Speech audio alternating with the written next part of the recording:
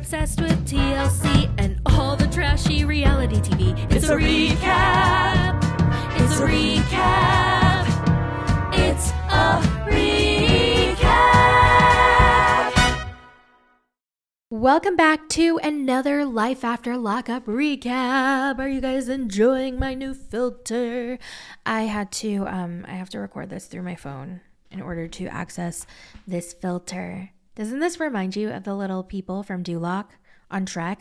Na na na na na na na na na na na na na na na no no no no no. Do you know the Muffin Man? The Muffin Man, yes, the Muffin Man. Okay, it's 1 a.m. I need to go to bed soon. I just finished watching the first episode of Life After Lockup season, whatever the fuck. I don't know what season it is, don't ask me. But it's the new season, episode 1. Shall we begin so that I can go to bed? Let's start with Bianca and Daniel. So remember, he came back from prison and it's their first night. So they're going to bang, bang, bang. And she's so nervous because it's been a year since she'd had schmecks. But it's okay because they've exchanged a bunch of nudies and had a lot of phone schmecks while he was in jail. Okay, so this is like a random question, but I want to know, and this is coming from a demisexual, like I'm not super sexual unless I really like a person, but even if I really liked a person, I don't want dick pics. Like I just don't. I just don't. So what do you hetero ladies think? Do you guys like dick pics? Like, do you want them? Let me know in the comments. I'd love to know. So they're in their bedroom. They get on the bed. They have a heavy makeout sesh and Daniel kicks the cameraman out. Thank you, because I did not want to see any more of that. It's the morning after. He asks her, how was I at Schmucks? And she goes, you were good. Yeah, you don't ever want to hear that. Definitely not in that tone of voice. That usually means they're trying to be nice. So they have complete different versions of what happened the other night. And Daniel's like, it was the best night of my life. It was so romantic. We locked eyes, we held hands, and I just melted inside of her. And she's like, yeah, it wasn't terrible. He just kind of wanted to stick it right in before doing anything else. So yeah. After breakfast, he has to go see his PO and hopefully he'll get approval to stay at the apartment with her. If they don't approve it, then he's going to stay at the halfway house. And then she's like, I'm going to be so mad if you have to stay at the halfway house because do you know how much money I've spent on this? Do you know how much time and money I've invested in this apartment to live with you? So if you go to the halfway house, I don't know if I can deal with it. So when they sit down to eat breakfast, she becomes kind of a monster. She's like, Daniel, can you go get me a cup of coffee? And he's like, oh, can you? You're the one who wants it. And she's like, Daniel, go get me a cup of coffee right now. And he's like, why? You're the one who wants it. Daniel, I've spent so much money to get us here. Can you get me a cup of coffee? Oh, so that's how she's going to be. Oh, okay. But Daniel clocks it right away. He's like, please don't use that to guilt trip me. Please do not try to manipulate me with the amount of money that you spent. You love me, right? You love me? Yes. So why are you trying to use this against me? And I was like, oh, thank God he called that out. Period, Daniel. Say it louder. Next is Troy and Zaria. They're bickering a lot. It seems like there's just not enough space because it's Troy, Zaria, her son, plus her sister. Wait, does she have a son? I can't remember. I didn't see him, but I assumed that she had one. Because I feel like he met. Yeah, because he did meet her son, right?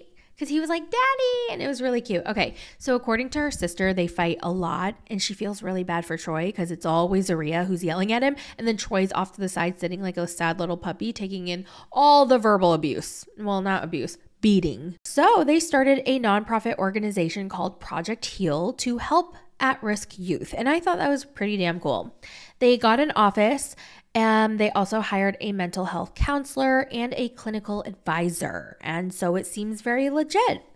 Now, the two professional women are a little nervous to be working with an ex-convict, someone who just got released from prison because they don't know how he's going to be. And they frankly don't know him. They don't know how he's going to be, how he's going to act, how he's going to handle all these responsibilities. Who knows? Now, Zaria has a secret about the business that she has not told Troy yet. So she opens up her phone, finds a text message from the leasing office of their building, and she shows Troy and she's like, hey, read this out loud. And he's like, it says that you didn't pay rent for May and June.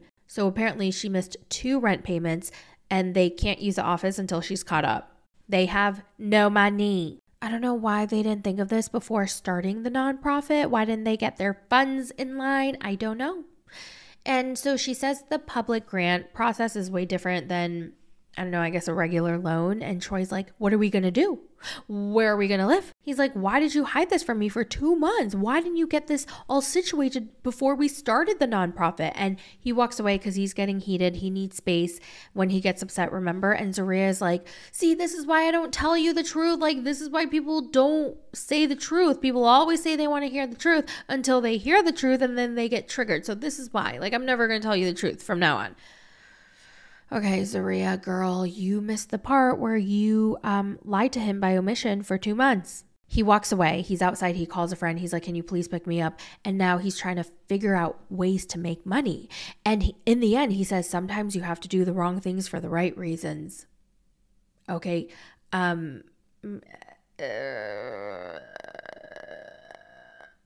Just start an OnlyFans. Just do it. Who cares? Oh, Justine and Michael are back and I'm so excited to talk about them because, oh my God. Okay, let's just start. So Justine had her baby girl and wow, she's so freaking adorable. They finally moved from Philly to Las Vegas. They bought this big giant dream house of theirs. They're a big blended family now, except for the ones who couldn't go, of course.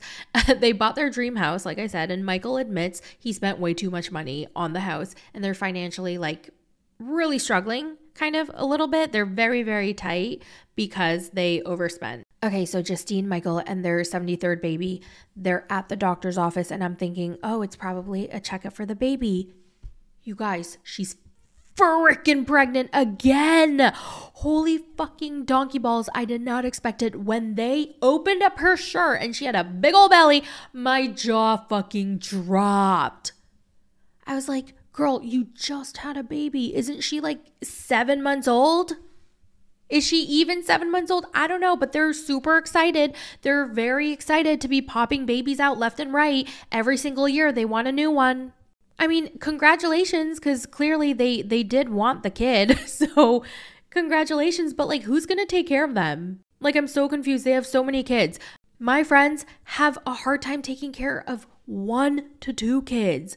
One of my friends, she has 1 kid and like she works from home some days and she has a hard time. I mean, granted, she's making all the food from scratch and like she's a great mother. All my friends are fantastic, fabulous mothers, but they say they have a hard, like it's a lot of work with 1 kid. So how is she going to take care of all of her 75 kids?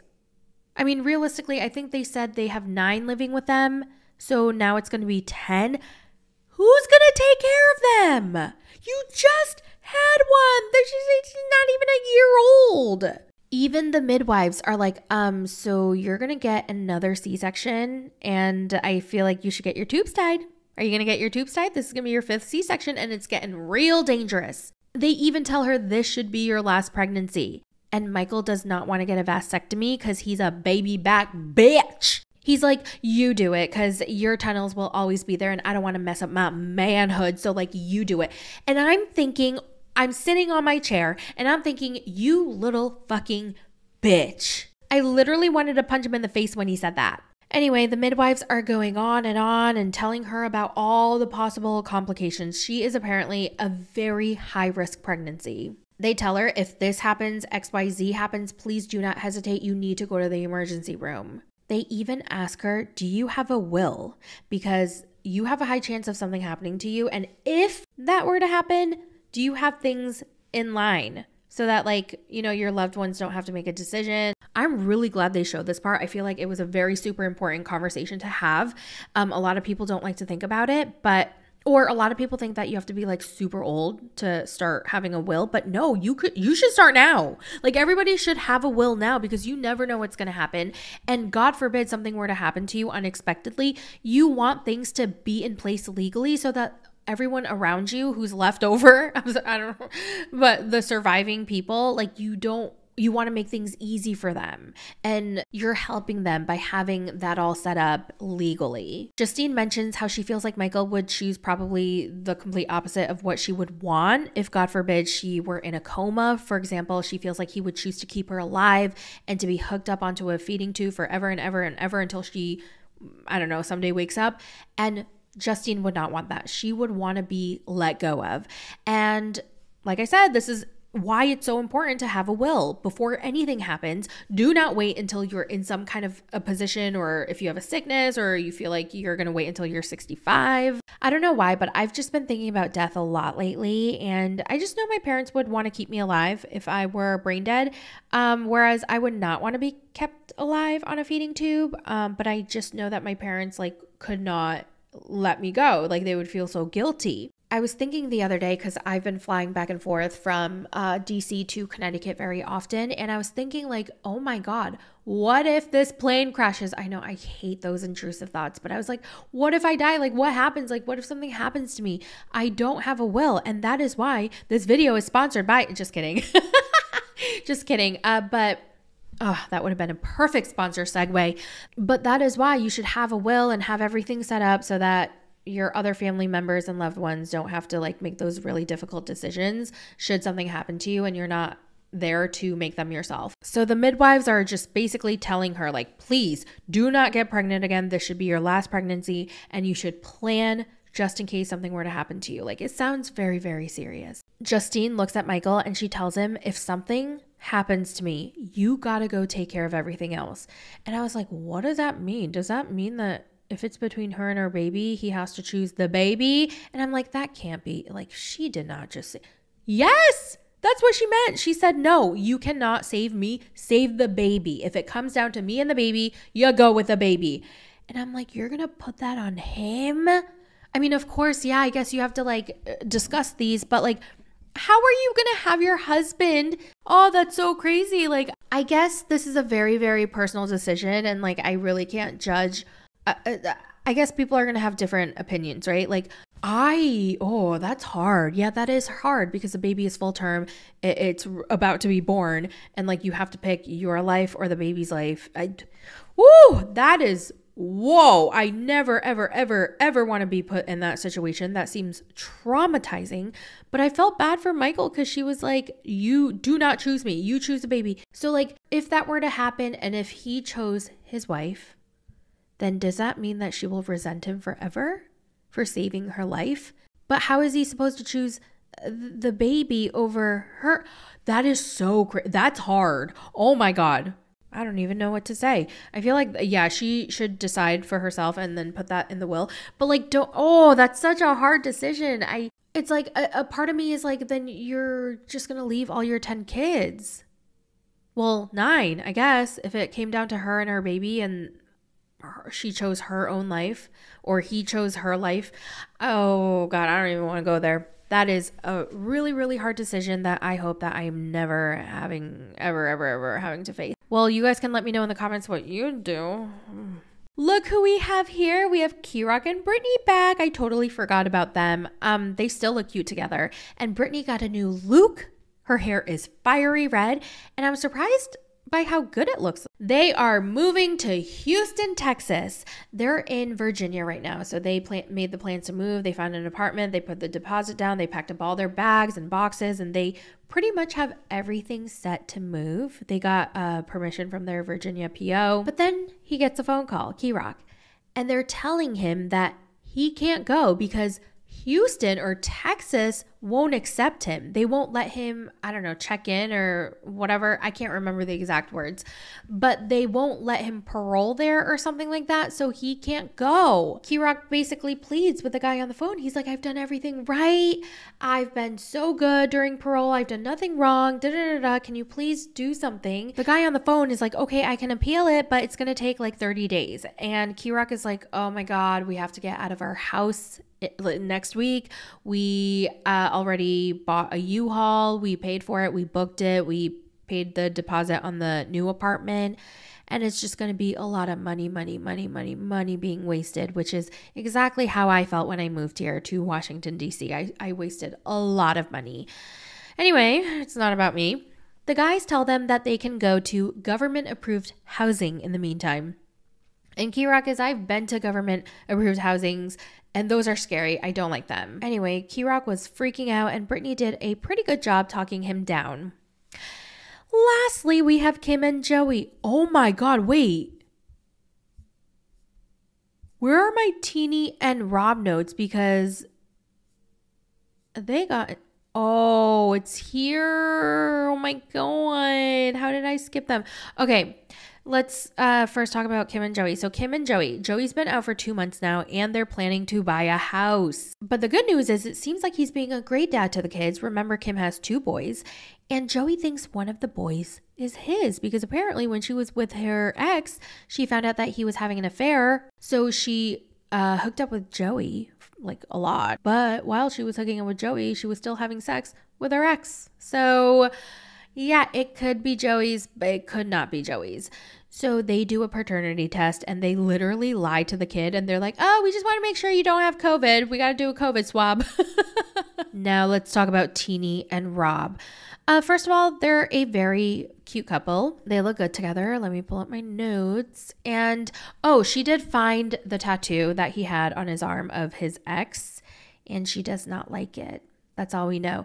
Did anyone get the feeling that when you saw them together in that confessional, there was a lot of tension? Like it felt like things were not in, they're not in a good place. There's a lot of stuff going on. There's a lot of awkward tension between them. Yeah. I wish I could put a video clip in to show you guys, but I can't because WeTV loves copywriting videos. You can put a 2 to 3 second clip in, like literally 3 seconds, and WeTV will ding it. Copyright. I'm like, WeTV, I talked for 25 minutes and I inserted maybe a total of like a minute worth of clips if you put it all together, and you're going to copyright claim the entire freaking video?